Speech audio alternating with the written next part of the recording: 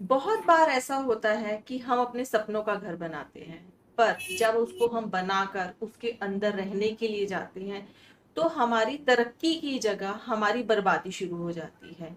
ऐसा क्यों होता है? बहुत से पूछने के बाद पता चलता है कि हमारे घर का वास्तु ठीक नहीं था।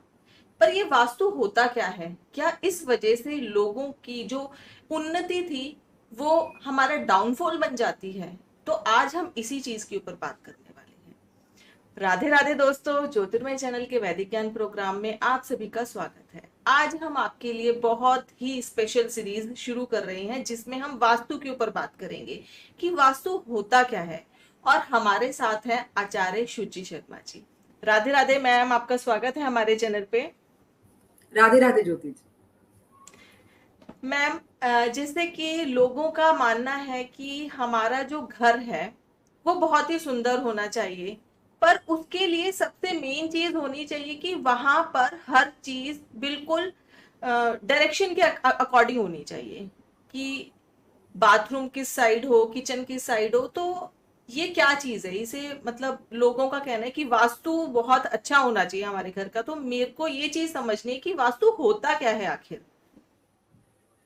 देखिए, सबसे पहले मैं आपको वास्तु की डेफिनेशन बताती हूँ। वास्तु, जहां पर आपका वास हो। तो जहां आपका वास है आप उसी का वास्तु करेंगे।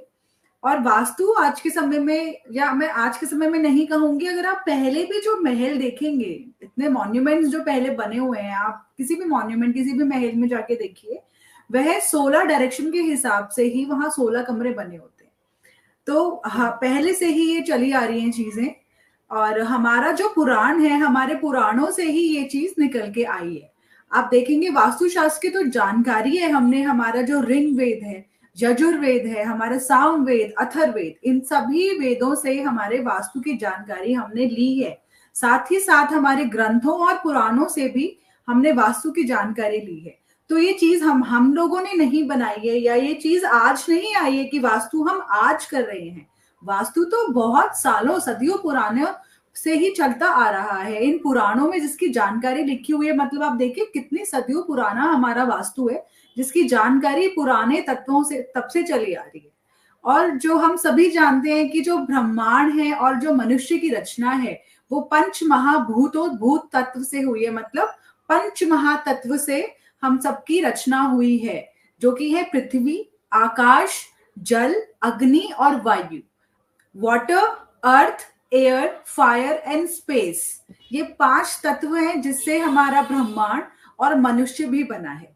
यही 5 तत्व जो हैं, हम अपने भवन के निर्माण के समय इनको ही सब संतुलित करते हैं, इनका ही बैलेंस करते हैं, ताकि हमारी वास्तु और हमारी भवन में जो भी निर्माण हो रहा है वास्तु के साथ हो, और हमारा घर में जो एनर्जी है उसका फ्लो इन पांचों तत्वों से परिपूर्ण हो, सही हो, जिससे हमारी जिंदगी अच्छी बने।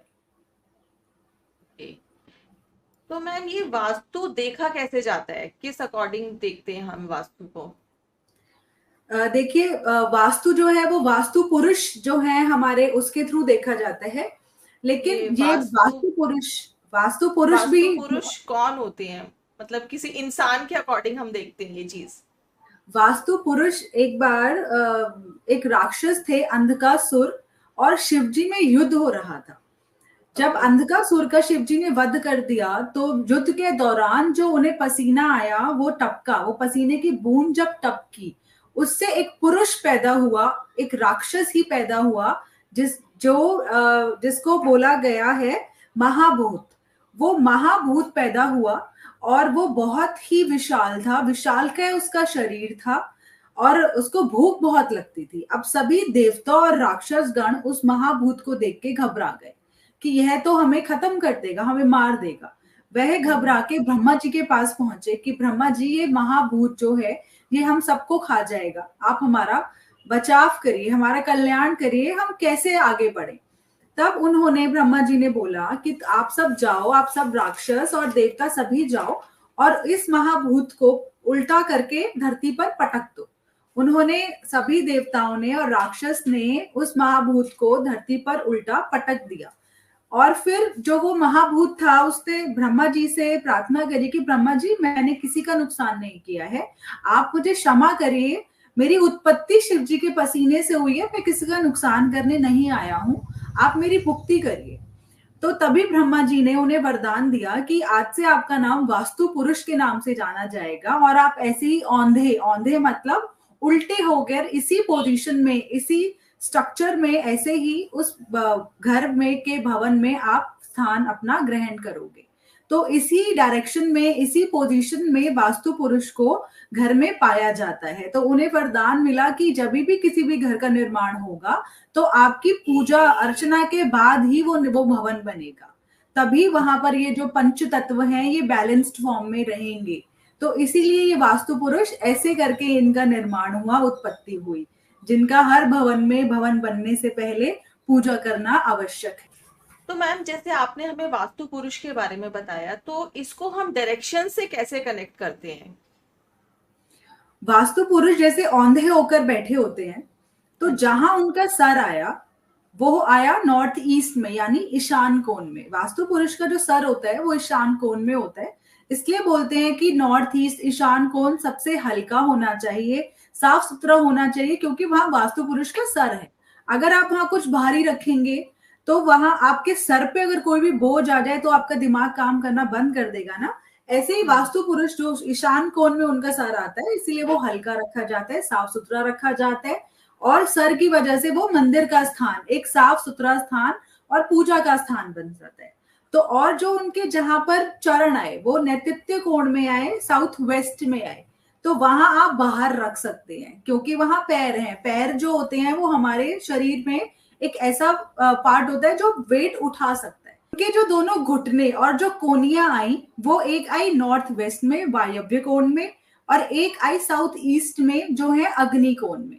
तो उनके अग्नि कोण में उनके एक तरफ घुटने और उनकी बाजू हुई, और दूसरी साउथ नॉर्थ वेस्ट में वायव्य कोण में उनकी दूसरा घुटना और बाजू हुई। ऐसे करके हम जो डायरेक्शंस हैं हमने वास्तु पुरुष के पोजीशन के हिसाब से ही अपनी भवन में अपने जगहों को दी।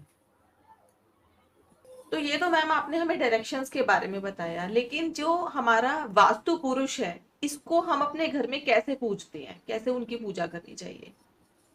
देखिए, वास्तु पुरुष का निर्माण भगवान ने ही किया था, तो अगर हम भगवान से ही डेफिनेशन ले वास्तु पुरुष की, तो भ से भूमि, ग से गगन, जो मैंने आपको पंच तत्व बताए, मैं उसी से ही भगवान को रिलेट कर रही हूँ, क्योंकि भगवान ने ही पंच तत्व बनाए हैं।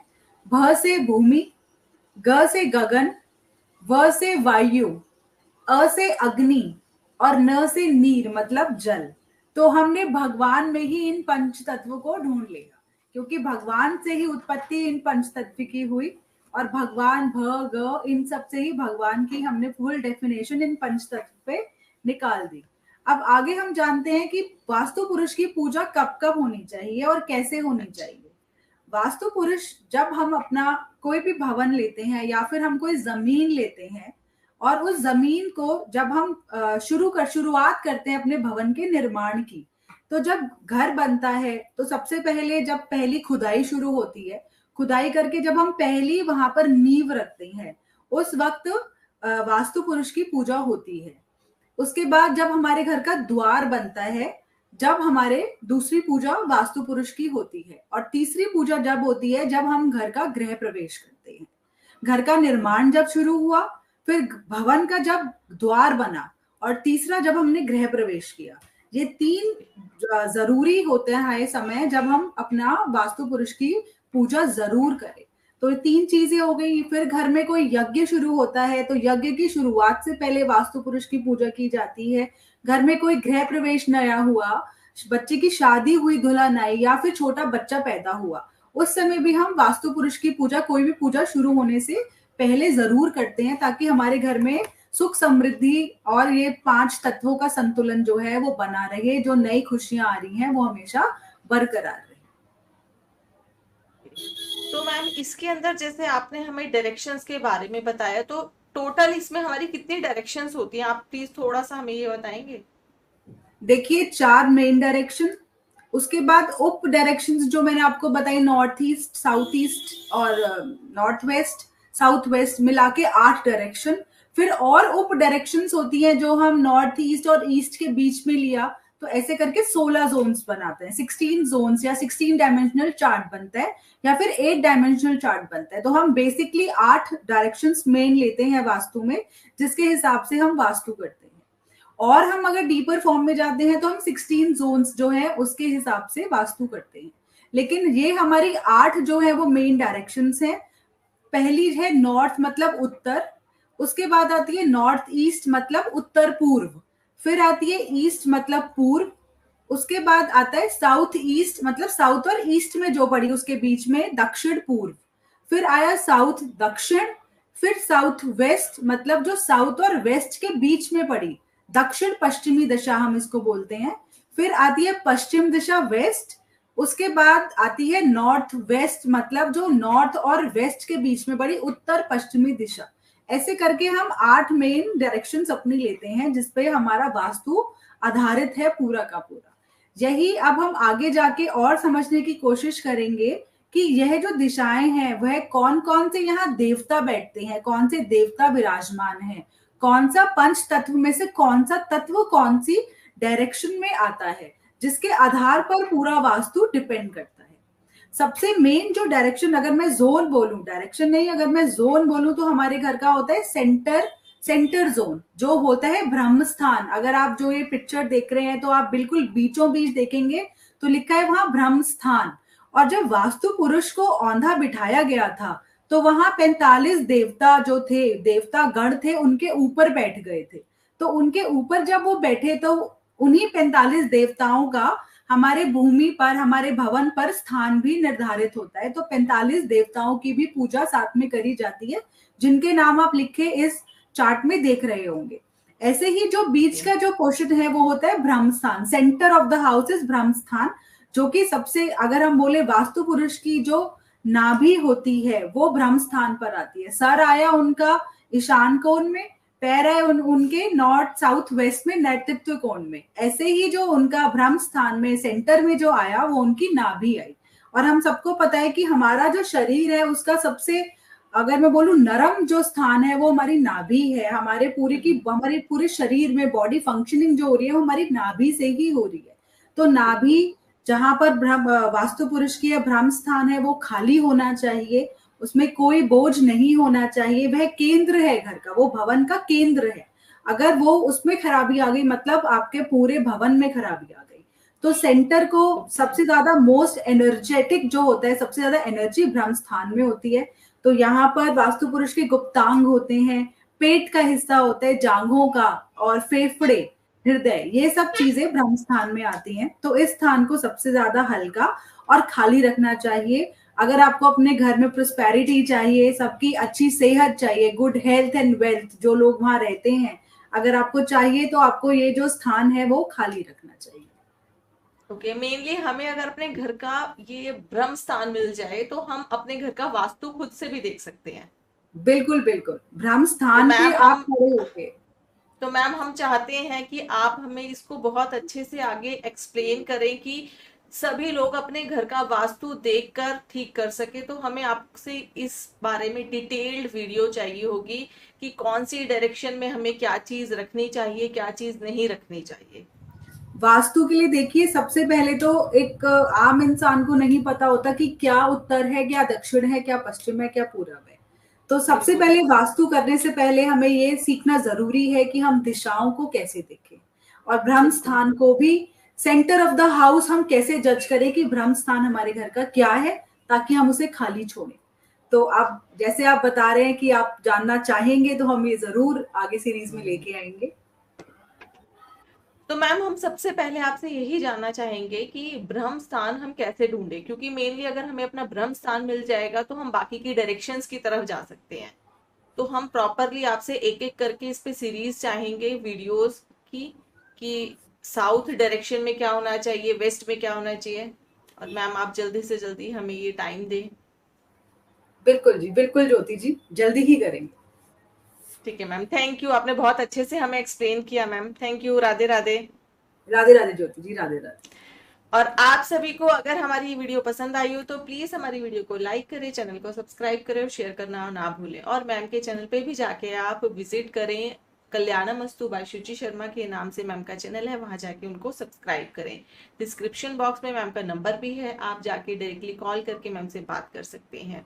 और आगे हमारी ये सीरीज जो है आगे कंटिन्यू चलती रहेगी। तो प्लीज अगर आपको भी ऐसा लगता है कि आपके घर में वास्तु की कोई प्रॉब्लम है तो आप वो देखकर उसको ठीक कर सकते हैं। तो थैंक यू, राधे राधे।